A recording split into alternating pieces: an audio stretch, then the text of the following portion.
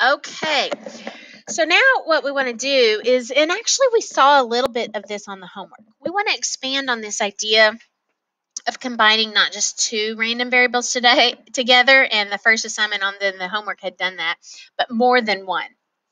And so what happens if we're combining? What happens if we're transforming also several random variables? Because let's just face it, in businesses, lots more than just two random variables. So we want to many variables. Okay. So here I have this situation where, okay, so we're going to be talking about M&Ms. And so we've got this, let me just show a little bit at a time. So we're going to be showing our M&Ms type packages.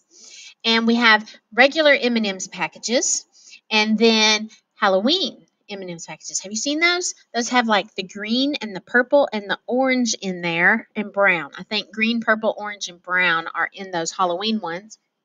But anyway, so they're in those different kinds. They average different amounts of orange M&Ms in those packages. So for the little fun size of the regular packages, there's on average this 6 orange with a standard deviation of 2.14, but the Halloween ones have a little bit more, average of 11.25 with an average of 2.49. So here's kind of those facts. And so when we then say, oh, okay, how much on averages are going to be? Remember, means are going to do what we expect them to do, those expected values. So recall that the average amount of orange candies in the regular is 6. The average in the Halloween is 11.25. So how many orange candies do we expect in 3 packages of regular and 2 packages of Halloween? So I want to take you through this in a way that's not necessarily the shortest way, but it will show you kind of what's happening. So here we're doing the average of the regular plus regular plus regular, and then plus Halloween plus Halloween.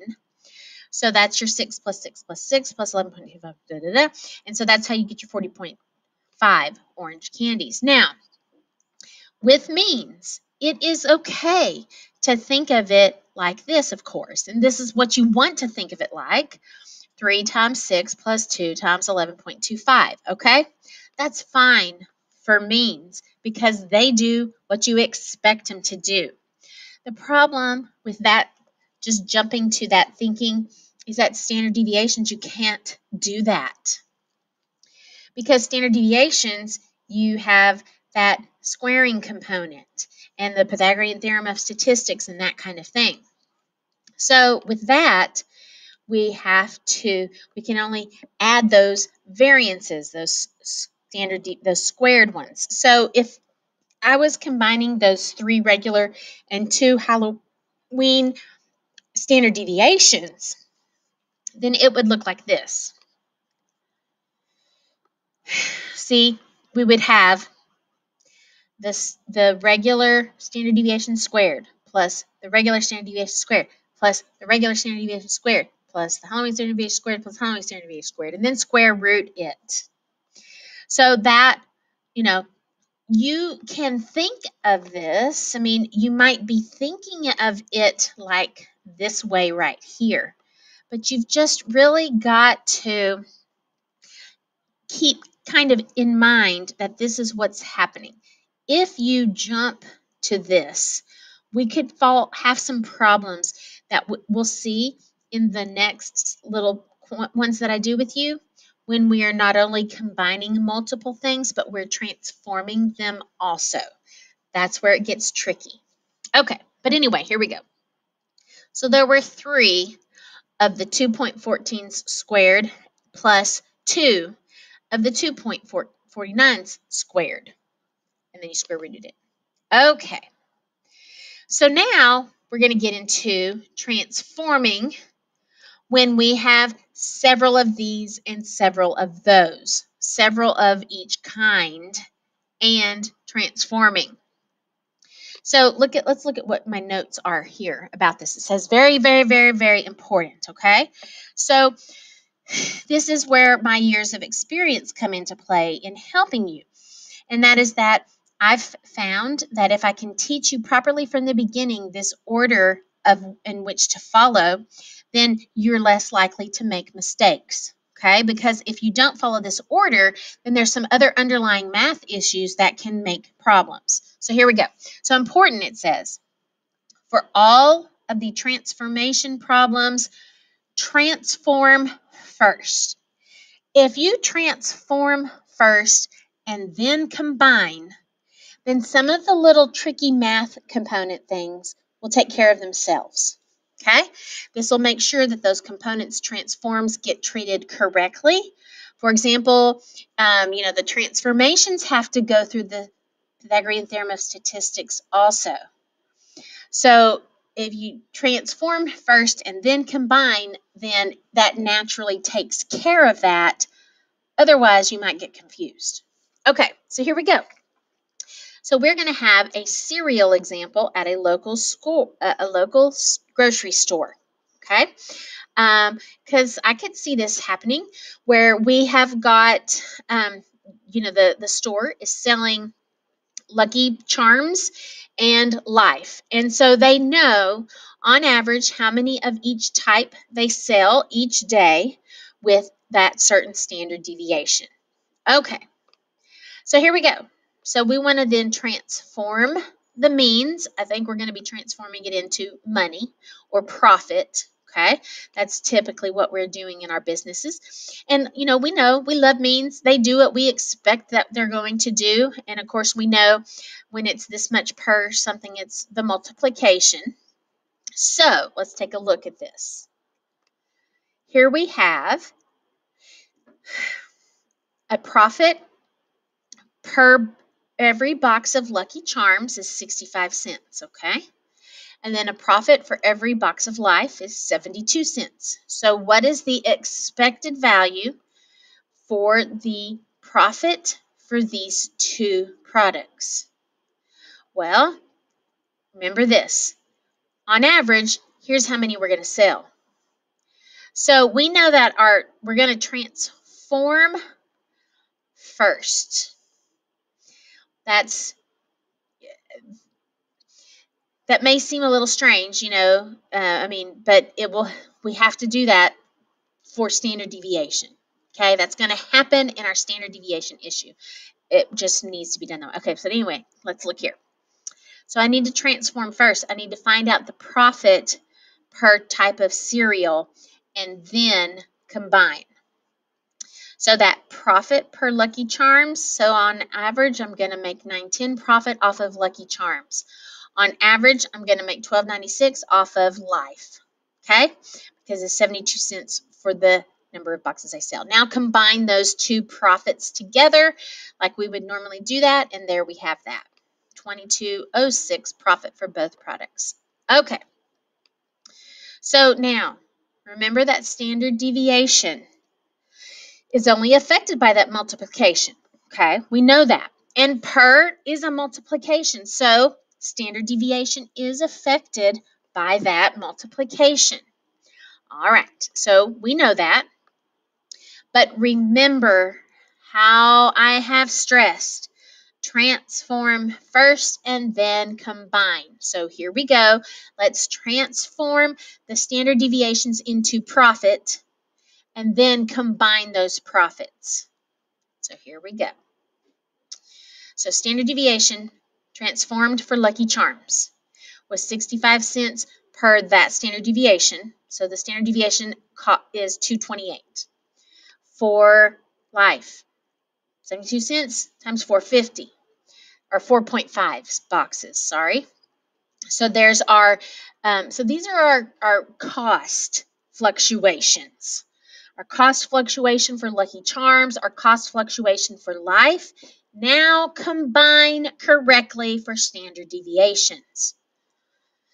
So that came out to where we had to do that Pythagorean theorem of statistics, where we were doing that Lucky Charms squared plus that life profit squared, and then square rooting it. So overall, we had that 396 standard deviation profit variability for both cereals. All right, next page. I can't stop this, so you just have to wait. I'm on the last page. Okay, thank you. All right. Okay, more complex, because what we're going to see on this one is I put an addition component into it. All right, so an addition component. So here's kind of a little thing I made up. I don't know if this is the case, but let's see. So because remember, addition, that goes over fine with means, but addition doesn't go over fine with that standard deviation. Okay, so here we go. Let's look at this transforming and combining. If there's more than just multiplication, there's that addition component as well. Let's see how we handle that. Here we go. So General Mills is the company that it'll give grocery stores a daily bonus. So that's just like once a day if they choose to put the cereals on the end caps in the store. You know, when you go in the grocery store and you go and you see at the end of the aisle on the end caps, they're going to do that because they think that's going to provide them more sales. All right. So General Mills gives a $3 bonus for Lucky Charms cereal if they are on the end cap.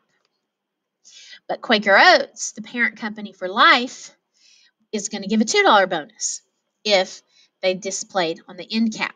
So let's say we have these two cereals displayed on the end caps. Then what kind of profit are we talking about? So first, let's think about what our transformation function is from number of boxes to profit. So here we go. So our daily Lucky Charms profit is going to be 65 cents per box plus the $3 end cap bonus. The Life is going to be 75 cents per box plus the $2 end cap bonus. Okay, now transforming first and then combine. So let's do that with the means. Remember the same numbers from the previous page. That's an average of 14 and a standard deviation of 18. Transform first and then combine. So here's what the means look like. And I just show you that really quickly because they do what you'd expect them to do. The means have the 65 cents per box plus the $3 bonus. And the Life has a 72 cents per box plus the $2 bonus. And so then combine for that $27.06 daily profit, which I think you would find is the same as yesterday's same as the one on the previous page plus $5. Okay, so you can think of it that way also. That kind of be easier. All right, next, standard deviations.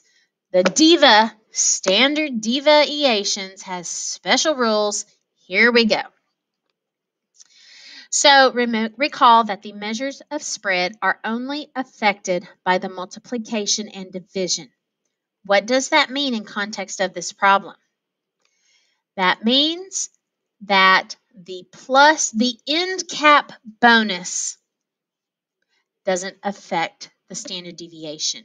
Hence, the profit is the same as the previous page, and the combining is the same as the previous page. So you see, totally the same as the previous page for the standard deviation, because the addition of the 3 plus and the 2 end cap bonuses did not affect the standard deviation. All right. So in summary, I'm pretty sure that's it. Is that all? Yep. Then it takes you to assignment, the assignment. Okay. So Let's review that. Just be careful when you are combining multiple things. Again, means not a big deal, but that standard deviation just has that Pythagorean theorem component that just really, you got to stop and think for those standard deviations.